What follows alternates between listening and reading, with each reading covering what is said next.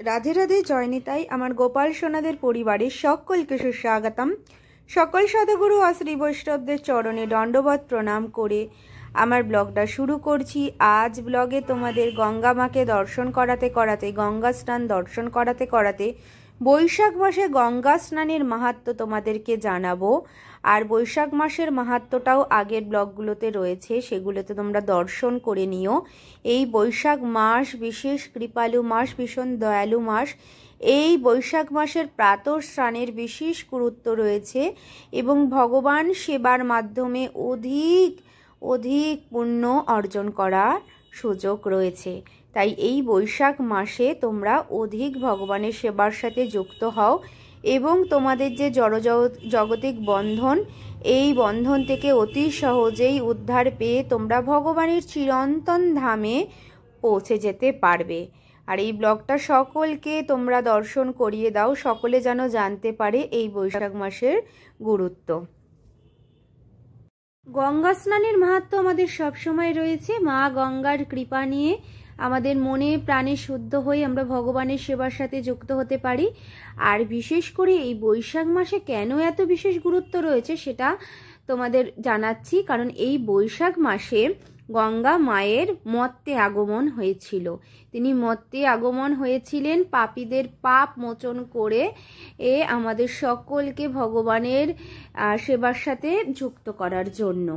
আর তোমাদের এর পরবর্তী ব্লগগুলোতেও বলবো যে গঙ্গা মা যে আমাদের পাপগুলো গ্রহণ করে নেয়, তাহলে এই গঙ্গা মায়ের পাপগুলো কে গ্রহণ করে, ঠিক আছে? তোমাদেরকে সেটা মর্ত থেকে আগমনের সময় ভগবান শিবশম্ভু তাকে জটায় ধারণ করেছিলেন, কারণ ধারণ না করলে আমাদের এই ধরিত্রী পুরো ভেসে যেত গঙ্গা মায়ের আগমনে।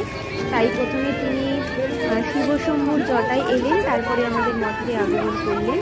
তাই এই যে মর্তে ইনি এসেছিলেন বৈশাখ মাসে, তাই এই বৈশাখ মাসে যদি আমরা সকলে প্রাতকালে গঙ্গা স্নান করি তাহলে গঙ্গা মায়ের বিশেষ কৃপা আমরা পেয়ে থাকি। আর বিশেষ কৃপা যখন পেয়ে থাকি বা যখন পাই, তখন আমাদের কি হয়? তখন আমরা ভগবানের কৃপা আরো তাড়াতাড়ি পেতে পারি। কারণ মা গঙ্গা ভগবানের ভীষণ ভক্ত, পরম ভক্ত। তাই ভক্তের যখন কৃপা হয় তখন আমরা অতি সহজেই ভগবানের কৃপা প্রাপ্ত করতে পারি। তাই জন্য গঙ্গা স্নানের বিশেষ কৃপা রয়েছে। আর এই গঙ্গা স্নান করলে আমরা যদি ভগবানের চিরন্তন সেবার সাথে যুক্ত হতে পারি, তাহলে যে আমাদের যারা পূর্বপুরুষ যারা আমাদের ছেড়ে চলে গিয়েছে এবং আমাদের পিতৃগণ মাতৃগণের সকলে যারা রয়েছে, যারা আমাদেরকে চলে গিয়েছে ছেড়ে, তারাও পরম খুশিতে তাদের যেখানে তারা গমন গেছেন সেখানে পরম তৃপ্তিতে থাকতে পারেন। এটা আমরা কখন করতে পারবো? যখন আমরা ভগবানের সেবার সাথে প্রকৃত যুক্ত হতে পারবো, তখন আমরা কিন্তু এই তাদেরকেও যে কৃপা পাওয়ার যে একটা ভীষণ প্রাপ্তি, সেটা আমরা করিয়ে দিতে পারবো। আর এই ব্লগের শেষে বিশেষ আরতি দর্শন রয়েছে, প্রভুদের গঙ্গা স্নান রয়েছে। আর এই গঙ্গার পাড়ে বসে যদি গীতা পাঠ করা যায় বা জপমালায় জপ করা যায়, তাহলে কিন্তু অধিক সুকৃতি লাভ করা যায়, যেটা ক্ষয় হয় না। তাই গঙ্গার পাড়ে বসে তোমরা সকলে কিন্তু গীতা পাঠ করো। আর যারা জপমালায় জপ করো তারা কিন্তু জপ করো ওখানে বসে, তাহলে তোমরা বিশেষ কৃপা প্রাপ্ত করতে পারবে। মা গঙ্গার এত কৃপাই রয়েছে যে এক মালা যদি জপ করতে পারো মা গঙ্গার পাড়ে বসে, তাহলে কিন্তু সেটা 100 মালার সমতুল্য ফল লাভ করা যায়। তাই আর যখন আমরা সর্ব কাজের শেষে আমরা যদি ভগবদ গীতা পাঠ করি, তাহলেই সেই কাজটা সুস্থভাবে সম্পন্ন হয়। গীতা পাঠ না করলে কিন্তু কোনো কাজই সম্পূর্ণ হয় না। তাই আমাদের প্রত্যেক কাজের শেষেই শ্রীমদ্ভগবদ গীতা অবশ্যই পাঠ করতে হবে। আর গঙ্গার তীরে বা কোনো নদী তীরে যদি আমরা গীতা পাঠ করি, তাহলে অধিক ফল প্রাপ্ত করতে পারি। তাহলে সকল ভক্তগণ, তোমরা জানতে পেরেছো তো যে কিভাবে কৃপা পাওয়া যায় গঙ্গা স্নানের মাধ্যমে। আর এর পরবর্তী তোমাদের আরও অনেক ব্লগ তোমাদের জন্য আসছে। তোমরা আমাকে আশীর্বাদ করো যেন আমি এগিয়ে যেতে পারি, আর আমি ভগবানের সেবার সাথে যেন যুক্ত থাকতে পারি। তোমাদেরও কৃপা আশীর্বাদ আমাদের অবশ্যই প্রয়োজন, তাহলে আমরা ভগবানের চিরন্তন সেবার সাথে যুক্ত থাকতে পারি।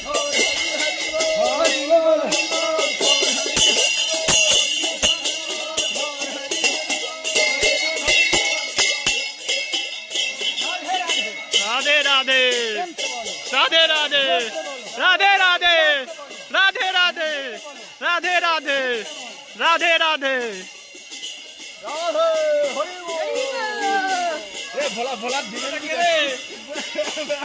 ভিডিও করছি না লাইভ করছি? না না ভিডিও করছি, আমাকে পাঠাবে, ঠিক আছে?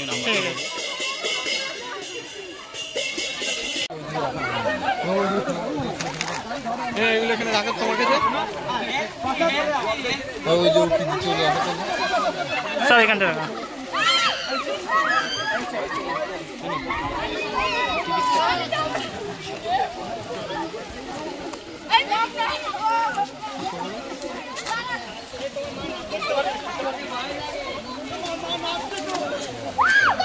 এরা উঠে পড়ে নাহলে